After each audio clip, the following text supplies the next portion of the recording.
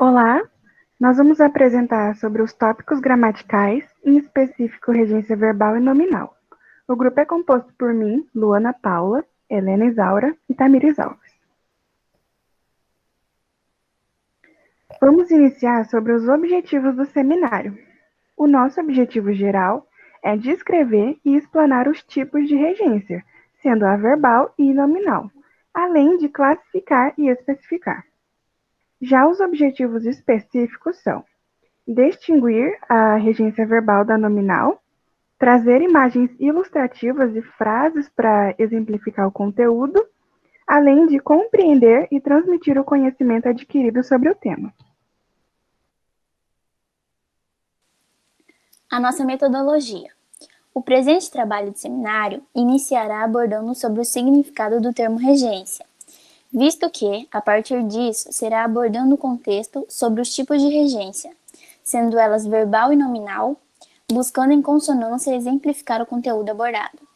Em conseguinte, serão apresentados exemplos através de frases e imagens ilustrativas, as quais serão explanadas sobre a regência verbal, em específico, transitivos diretos e indiretos, e mudança de transitividade. Em seguida, será abordado sobre a regência nominal, utilizando exemplos como frases e imagem ilustrativa, para melhor compreensão do tema. E por fim, a diferença da língua coloquial e a norma padrão nos gêneros, visando ser uma apresentação interessante ao público-alvo. Recursos utilizados. Foi realizado pesquisas por meio do Google e essa transmissão online foi gravada pelo Google Meet e está sendo apresentada pelo PowerPoint. O Google Drive ele vai ser utilizado para a gente acessar esse vídeo e baixar para disponibilizar, para subir o vídeo no YouTube e disponibilizar no SIGA, o link. Regência. A regência é o campo da língua portuguesa que vai estudar as relações de concordância entre o verbo, o nome e o complemento, que vai dar o sentido àquela frase, né? Aquela oração ou aquele período. E pode ser que naquela oração tenha mais de uma regência, podendo ser regência nominal e verbal em uma mesma oração ou separadamente. A regência é necessário, visto que algumas palavras da língua portuguesa não possuem seu sentido completo. Por quê? Porque precisam de complemento. Ela sozinha tem sentido incompleto. Então, para fazer sentido, tem que haver complemento. Exemplo, muitas crianças têm medo. Muitas crianças têm medo de fantasmas. É o complemento. Eu vou abordar mais sobre essa frase nos próximos slides. Importante. Então, aqui diz que há uma relação de dependência entre o termo regente, né, que é aquele que vai pedir o complemento, e o termo regido, que vai completar o sentido, que é o complemento, é o próprio complemento, seja do nome ou do verbo. Por isso, existem dois tipos de regência, nominal e verbal. Regência verbal. Podemos dizer que a regência verbal ela é a maneira como o verbo, sendo ele o termo regente, se relaciona com seus complementos, que é o termo regido. Então, nas relações de regência verbal, o vínculo entre o verbo e o seu termo regido, sendo ele complemento verbal, ele pode se dar com ou sem a presença da preposição. E vale ressaltar que, basicamente, a preposição é uma classe de palavras que ligam palavras entre si. Agora, focando no exemplo. Nós assistimos ao último jogo da Copa. O assistimos é o termo regente, a palavra ao é a preposição e último jogo é o termo regido.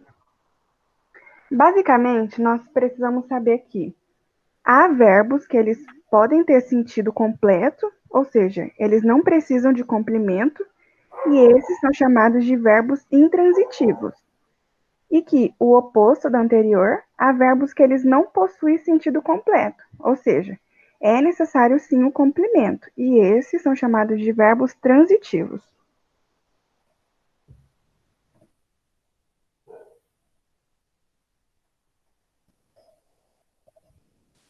Exemplos. Transitivo direto. Transitivo direto é quando o seu sentido se completa com o uso de objeto direto, complemento sem preposição. Bom, um exemplo é as crianças destruiu. Primeiramente, as crianças destruiu o quê? Então, você deve se fazer uma pergunta para aquela frase ou oração, né, que estamos falando. As crianças destruiu o quê? Ou seja, não tem sentido. Então, a partir desse momento, é um verbo transitivo, ou seja, precisa de um complemento. Vamos supor que as crianças destruiu a minha casa. Então, o minha é um pronome possessivo e o objeto direto é a minha casa.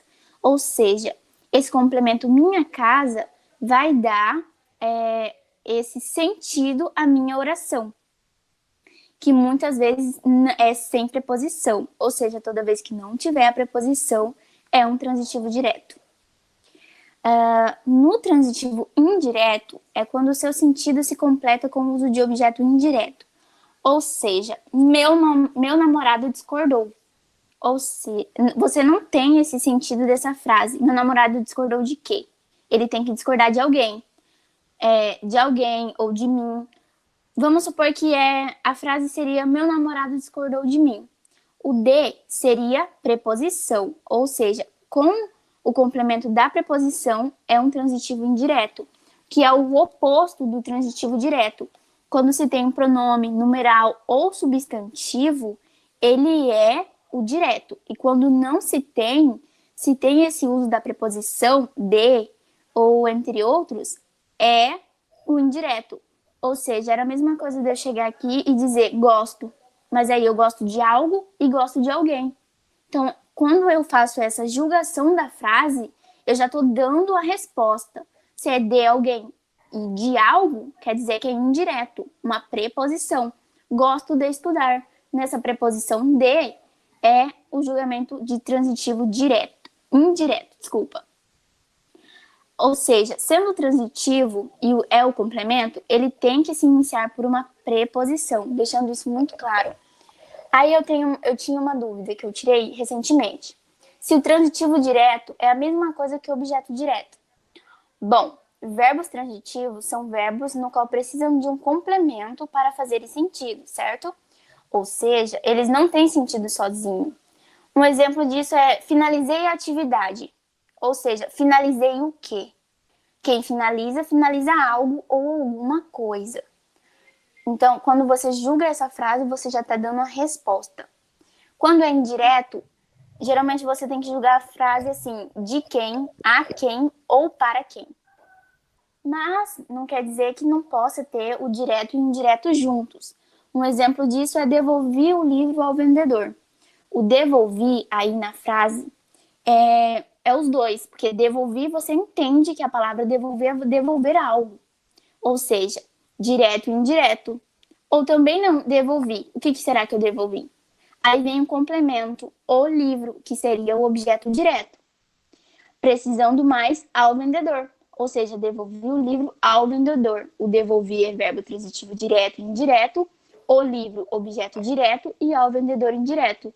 É a mesma coisa de eu dizer que choveu. Você entende que choveu? Choveu. Mas e se eu disser choveu hoje? Eu estaria complementando e você da mesma forma entenderia. Ficou claro? Então, choveu não precisa de complemento porque você entendeu. Um outro exemplo, ainda do transitivo direto e indireto, é esse aqui. Muitas crianças têm medo de fantasmas. Essa frase é um verbo transitivo direto e indireto, né? É bitransitivo. Por quê? Porque tem mais de um objeto. Então, aqui, o medo, ele é o complemento do verbo tem, que é um objeto direto. O de fantasmas é um complemento nominal, né? Um complemento do medo. Então, aqui é um objeto indireto porque tem a preposição de. Relacionando com o termo regente, o termo regido, o tem, ele vai ser um termo regente, porque ele vai pedir complemento, e o medo vai ser um termo regido, né? Que vai complementar o sentido do tem. Mas o medo, ele também vai ser um termo regente, porque ele vai pedir complemento, né? Ele sozinho fica com sentido incompleto. Aí, o de fantasmas seria um termo regido. Então, essa frase aqui é tanto tem verbo e tem nome. Então, uma relação de quem manda e quem obedece, do termo regente e do regido. O regido sempre vai complementar o sentido de quem manda. E a preposição, ela vai depender do termo regido. Por exemplo, o fantasma. Não ficaria coerente, vamos dizer assim, muitas crianças têm medo de fantasmas. Não. O termo regido, ele pede a preposição de. Ou esse próprio verbo aqui. Tem. Se eu colocar assim, tem, muitas crianças têm de medo. Não ficaria bom. Então, você tem que analisar, seja o verbo ou o nome, para ver se o complemento vai precisar de preposição, sendo de objeto direto ou sendo de objeto indireto. Esse quadrinho da Mafalda, mamãe, no jardim de infância, a gente se forma? Não. Imagine só, se formar em quê? Então, quando eu terminar, não vou ter que. Ufa, ainda bem. Eu sou tão pequena, mãe, juro que eu não queria. Juro. Não queria o quê? Ter que sair do país como todo mundo que se forma. Então, essa fala de Mafalda, juro que eu não queria, no terceiro quadrinho, dá para ver, né, observar que o sentido fica incompleto. Ela queria alguma coisa, e quem quer alguma coisa, quer algo, quer alguém, né? Então, tem que ter o complemento. E aqui vai ser verbo transitivo direto. Por quê? Precisa de complemento e não tem... posso dizer? Não tem preposição. E é um complemento verbal.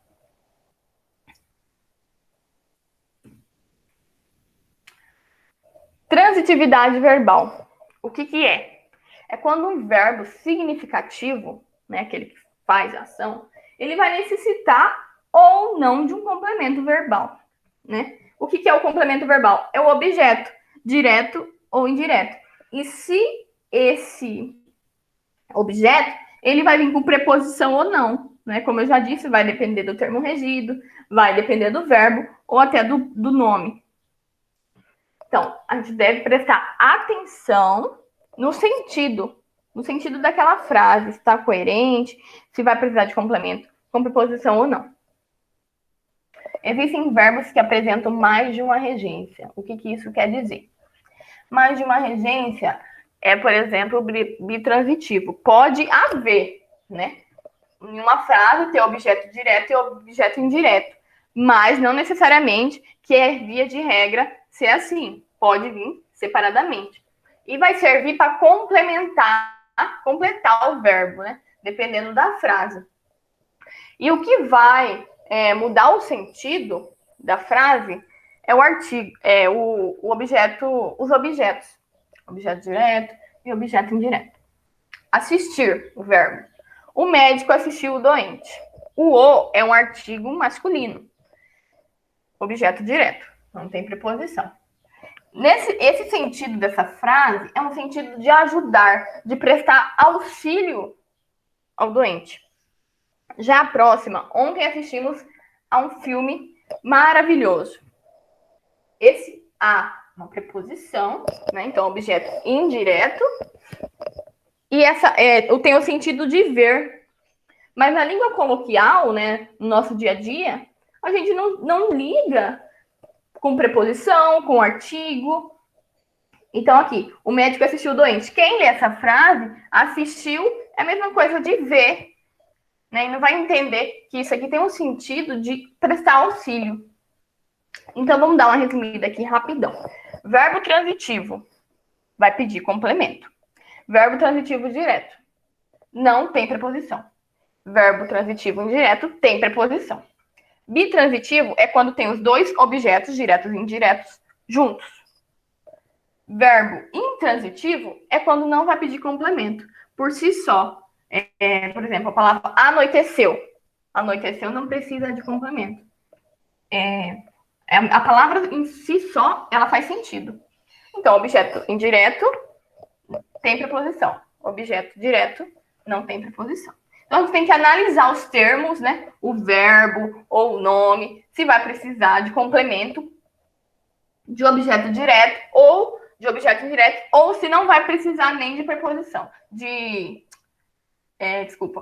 complemento, como que é o verbo intransitivo. Exemplos. Seu João morreu em pé. Morreu é o verbo aqui. O morreu em si, ele já tem o sentido completo, né? O em pé não é complemento, mas é o modo que o seu João morreu.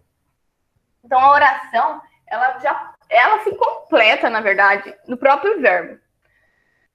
Outro exemplo. Helena convidou as amigas para comer salgado. É um verbo transitivo, direto e indireto. Por quê? Porque aqui tem dois complementos, né? Ou seja, tem mais de um objeto. É uma oração bitransitiva. As amigas, o artigo as, na verdade, a palavra as é um artigo. Se fosse acraseado, seria preposição, mas não é. E para comer salgado, o para é preposição. Então, objeto indireto. Porque quando você convida alguém para fazer alguma coisa, né? Então, Maria vendia carros. Se eu deixar Maria vendia, vai ter um sentido incompleto. Vai ter um sentido, ela vende alguma coisa. Mas o que ela vende, ninguém sabe, né? Então, Maria vendia carros. É um verbo transitivo direto. Pedro gosta de chocolate. Se eu deixar Pedro gosta, tá, mas gosta do quê? Tá um sentido incompleto. Pedro gosta de algo, de alguém ou de alguma coisa. Então, Pedro gosta de chocolate. É um verbo transitivo indireto. Precisa de preposição, né? Outro exemplo aqui, o verbo esquecer. Joana esqueceu o documento. Aqui tem um artigo o. Então, essa frase vai ser um verbo transitivo direto. Então, sempre também depende do termo rígido para vir a preposição, o artigo, se o objeto vai ser direto ou o objeto vai ser indireto. Ela se esqueceu do compromisso. O do é uma preposição, que é a junção da preposição de com o artigo masculino ou. Outro exemplo é o verbo dormir. O motorista dormiu no volante. É certo falar isso? Bom, na língua coloquial até é. No nosso dia a dia a gente fala. Mas para ele dormir no volante, teria que ter uma cama, né, de um volante. Para ele dormir no volante. Então, o motorista dormiu ao volante. Esse é o certo falar, né? De acordo com a norma culta, é ao volante.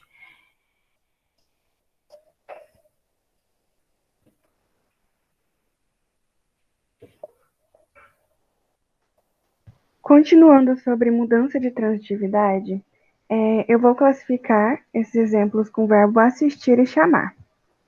O primeiro exemplo, o médico assistiu o doente. Nesse primeiro exemplo, assistiu é o verbo transitivo direto e significa socorrer ou ajudar. O segundo exemplo, os alunos assistiram ao filme. Nesse exemplo, assistiram é verbo transitivo indireto e significa ver ou presenciar.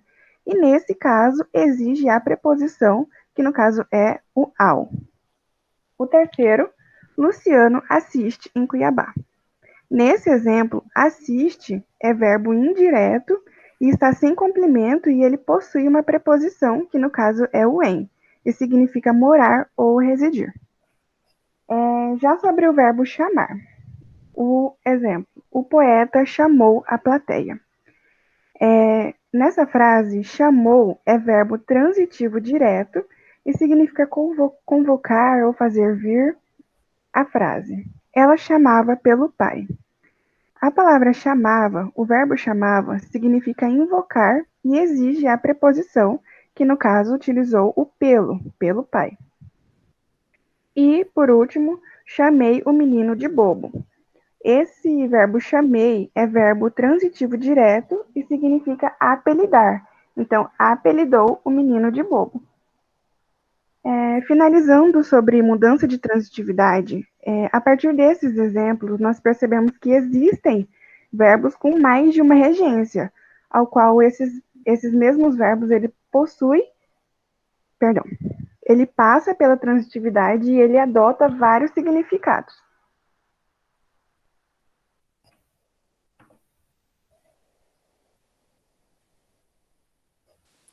Regência nominal. Bom, então recapitulando, a regência verbal é falar dos verbos e os seus complementos.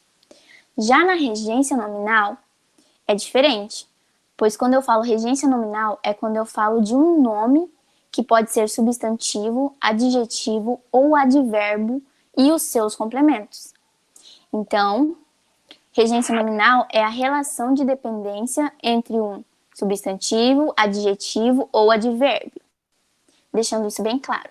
Já esses nominhos aí são exigências do uso da regência nominal.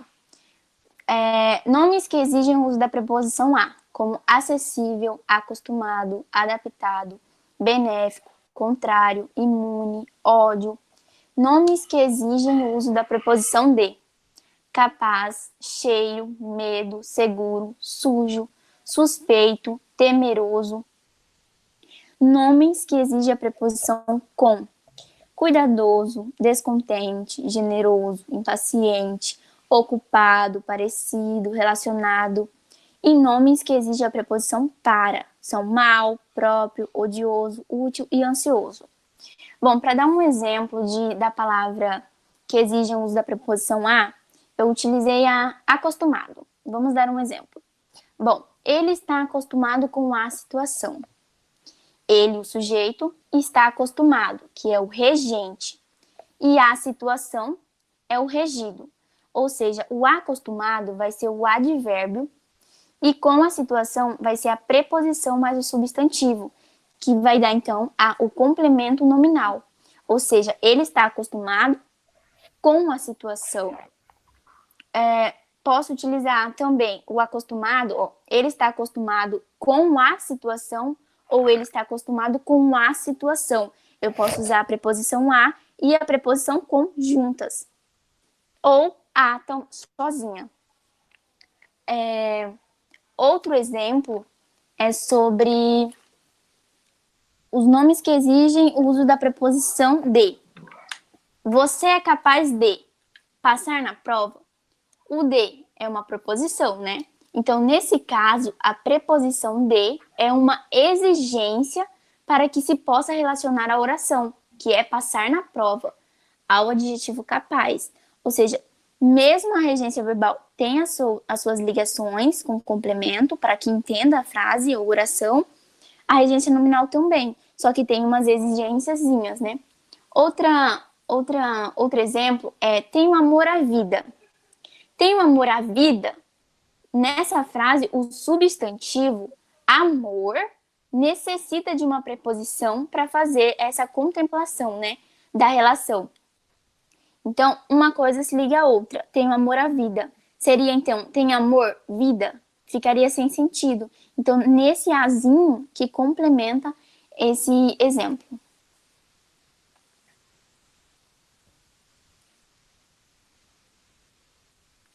Pode passar. Outro exemplo é essa chargezinha, né? Tenho medo do escuro, doutor. Ou seja, vai utilizar, né, o substantivo medo aí. Tenho medo do escuro, doutor.